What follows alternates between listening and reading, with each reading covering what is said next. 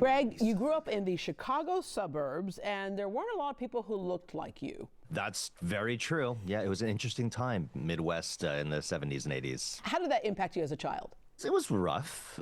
Definitely kind of feeling like an outsider all the time kind of does a number on you a little bit. But, you know, the one thing that it did do was really instill this drive in me to try and make people like me. Struggling in that environment, I developed people skills. I'm able to speak with people in a way that is maybe a little disarming. And I think professionally, as you're navigating, especially a really competitive career like this, where you've got a lot of personalities, you've got a lot of egos, to be able to sort of do your thing and not make waves and try to make headway and all that, it's a very delicate sort of dance.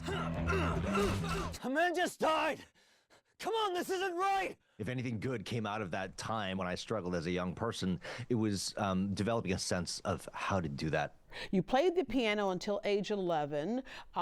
Did you get to the piano kicking and screaming, or something you wanted to do? And then why did you stop for a while? I wouldn't say kicking and screaming, but I definitely wasn't loving it. Like, classical just wasn't my thing. For some reason, reading music was difficult for me. So I didn't practice, and I wasn't into it at all until when I was 11. The instructor at this school basically told my parents, "We won't be needing your son back. Like, he doesn't work hard, he doesn't practice."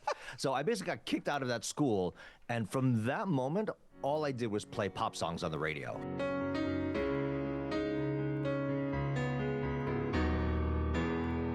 I became an ear player, so I didn't deal with music anymore. Instead of tickling the ivories, you took your hands and you used it to play video games, and you loved and found a community in arcades. That is true. Every birthday party was at a place called Game World in Milwaukee, Illinois, and you would get your little bag of quarters and go play. I mean, it was all about Pac-Man and Dig Dug and Donkey Kong and all these old vintage games. So yes, probably the biggest passion of my childhood was the arcade. You felt the pressure of, okay, when you grow up, what are you going to do? Doctor, lawyer, engineer, something like that. You did follow your brother's footsteps, and you went to Stanford University, and you found, you say, belonging, hope, and creative freedom. I show up at Stanford, and I think a quarter of the population was Asian or something like that. So it was this, you know, I landed in this place where I didn't have to think about that anymore. And that was really kind of amazing. Not only that, but having a little bit of distance from my parents allowed me to sort of spend the time that they didn't know about, that I wasn't in the classroom, doing things like singing, performing, playing piano, improv, all that kind of stuff. My mom's thing was always like, do something sensible as far as your education goes. And I did get degrees related to computer science, and it actually ended up being very helpful, because as I went into, my original dream was actually to be a film composer, everything was on the computer. And so being able to sort of manage my own equipment and not have to call a tech or hire somebody when things went wrong was actually very helpful. It got you in the room for sure, yeah. Your college friends moved to LA to pursue entertainment. You followed them to explore creative opportunities as well. You started at this little place that people may have heard of called DreamWorks. There were probably 50 of us when I started. Like, DreamWorks was tiny. There was a cafeteria, and, you know, Jeffrey Katzenberg would be there having lunch with us and all this kind of stuff. And so it was, we were working on The Prince of Egypt, which is an awesome movie. You know, once you're in there, even if I was working as a computer tech, you meet people and you start forming relationships that I have to this day and that have been relevant in my career progression, even though I changed fields. The thing is, you grabbed everything you could in the field. Sometimes people are you know, kind of want to stay on one path and have one goal. Instead, you were adding to your education. In the beginning, it may not have seemed like a big break, but you were hired as a coffee boy for the musical 10 Commandments. There are a lot of really great lessons here. You were hired as a coffee boy, you knew you weren't going to stay as a coffee boy. And it was an opportunity to work with high-profile folks. What happened was Pat Leonard, brilliant composer, songwriter, everything. He was the composer for this thing, and I was essentially just supposed to be assisting him.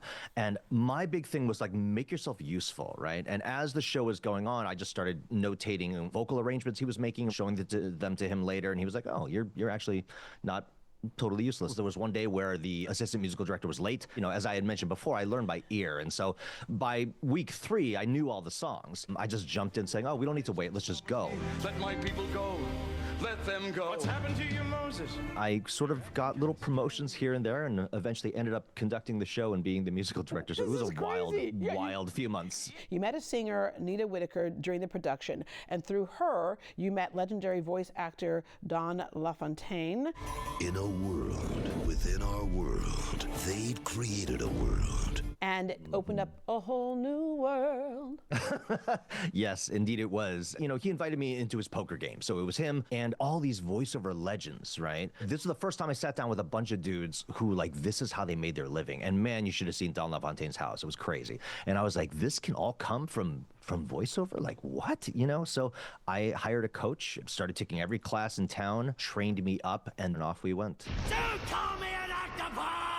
Each one a step on my long and winding path to becoming a true monster. And you admit that you were not good at all in the beginning, but that's what the training is about. I have a feeling you were probably pretty darn good, but No, I very much take exception with that. If you heard some of my early coaching tapes, you'd be like, oh my gosh, this guy's never going to make it anywhere. I'm not, with all the other stuff you just told us about how you do stuff, I'm not going with it, all right?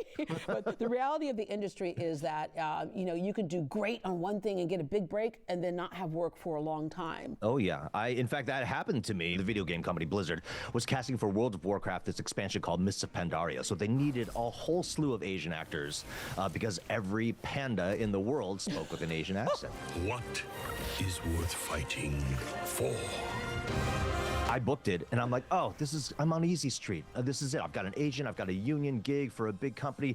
I didn't book another union gig for a year and a half after that. And that's going in every week to the agency auditioning. Like, that's crazy. You think about, like, when you get that first taste, and then you have to wait that long to feel like you're validated again. It was a long, dry spell. But now let's fast forward. You voiced over 100 characters. Oh man, you're a rock star to these kids. What happened? They're statues. Someone do something? It's been really fun bouncing around video games, animation, and anime especially has changed my life. Obviously, Demon Slayer is this phenomenon. It all started 1,000 years ago. Back then, during the period referred to as the Heian era. I look at everything that I do. Whenever I have a job, whenever it comes out, if it's a show or a game, like I will watch footage on YouTube or Netflix or whatever, just to constantly critique myself and make sure that I'm not getting complacent. You voice many video games, which I think a lot of people didn't think about for voice actors, right? But also you produced the music for the 67th Primetime Emmys. In the beginning, there's this 4-minute movie musical as an intro to the show. And the guys who I met before they were huge, we had stayed in touch and they brought me in to work on that project. And it was pretty cool. All right, you're coming to Comic Palooza. What do you love about getting to actually meet your fans? Honestly, the reward for me is just having that person-to-person connection. The feeling I get out of it is that I meet somebody who actually cares about what I do.